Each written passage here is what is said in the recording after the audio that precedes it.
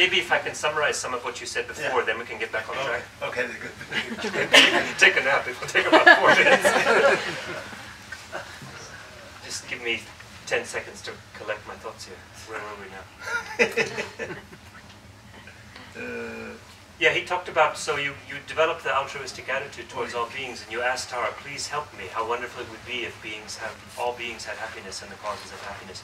Please help me transform myself so that I can offer that to all beings. And the very wonderful thing he said I hadn't quite heard before is, when you ask Tara for such help, you ask from the attitude of not being the best child who's well behaved or your average child, but the worst naughty child who just at the moment is acting nicely. Rarely. So the idea is, maybe you're a pretty good person in this life, but in many past lives you've been a real schmuck. That's not a Tibetan word, but and just means like a nasty person, a mean person. Teach him Yiddish every now and then. And if you think about it, how common is it for a human being to give rise to that attitude? To give rise to the following attitude. How wonderful it would be if all beings could have happiness in the causes. May I generate within myself the ability to bestow that upon others. How often do human beings come up with a genuine expression of that wish? It's not frequent. There may be a few rare human beings who do it often, but even those rare human beings across many lifetimes didn't do it in every lifetime. So it's a very precious thing. So what he's saying is, and very rare, that we should imagine ourselves as being the naughty child who for the moment is sort of having a conversion into being a nice child. And Tara is very delighted at this, and she's going to then therefore send some blessings to us. And what he said in the meditation is, therefore, a moment when you feel that she's so happy, just like when your mother is very happy at you when you're a child and you feel so, like you're being showered by her warmth, allow that to sink in and to feel somehow as if this pure being Tara is actually blessing you with some pure energy and purifying you. That was the meditation that he gave there. And then he went somewhere else. Rinpoche. Forget that. In the mountain. In the mountain. So smart. I tried to close the windows so you wouldn't get distracted. Actually, it's becoming hot over here. So we're tired to talk about the mother. We're in touch with this. Anyway, it doesn't come now, okay. I always ask my students to tell me, how did I get here? In class, can anyone help? Now they are, how do we know we receive blessing from Tara? Okay? That one you understand. Through, when you're done your practice, then you feel comfortable, then you feel very happy, joy. This is blessing coming from her. When you're done the practice, then you make uncomfortable, you frustrated, or you frustrated, you get more angry. That means you're not receiving the blessing from her. There's something wrong in your motivation, your practice. Do you understand? So the blessing, nothing, something coming, blessing not coming outside, blessing inside with you. We call the one Tibetan Lama, they use the Lama case, Guru. Tara is blissful, less blissful is not depend up to Tara. Okay? Tara is depend up to your own belief.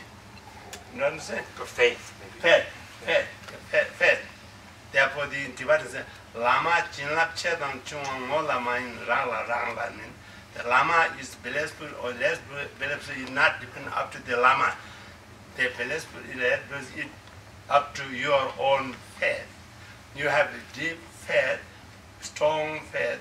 You receive strong, powerful blessing. If you have a shallow faith, you have a little blessing. You just you don't get anything. So the blessing not coming outside, inside. You understand? Think that even the Tara or the Guru have the compassion and hook.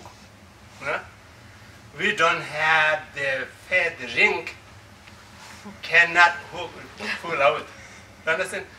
We have to have the faith, then Tara has this compassion.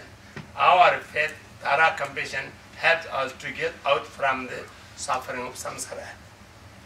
If just we don't have faith, Tara have the power, with the compassion, it's not going to work.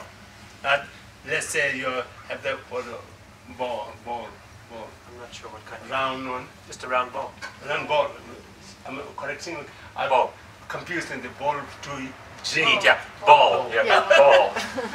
Okay, ball and the play ball. Okay. The ball doesn't have hook, nah? Then cannot catch up. Cannot pick it up. Pick it up. Similarly, if we don't have belief, faith, no matter what powerful compassion Tara is, she cannot have. Do you understand? If you have this, the ball have some hook, ring, then the compassion can hook it, then can bring up. Do you understand?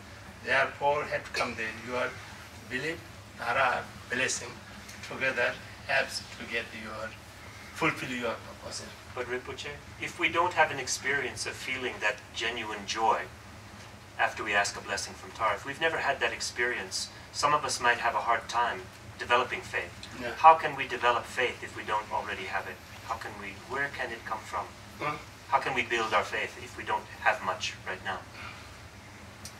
Let's say there is the dangerous animal. Dangerous animal. You have to go pass through there, no? Then you cannot, you cannot do it, no? So you find somebody who can help you to cross there. It's your faith. Believe this person can help me to get out. Similarly, you have to apply. I have this problem, no? Maybe Tara, maybe someone else, whoever you believe. Then you have to believe it. Faith means from your belief, strong belief. This person can help me to get out. That makes sense? Yeah, so I think you understood the analogy. If you have to go to a dangerous place because of animals or something, and you can't do it on your own, you rely on someone who has the wisdom or the weapons or something to take you through. So it seems the sense here, and I think for many of us who might be interested in this, we might lack faith in something. Some of us think that language of faith smacks of certain religious sentiments that we find unsavory. Some of us.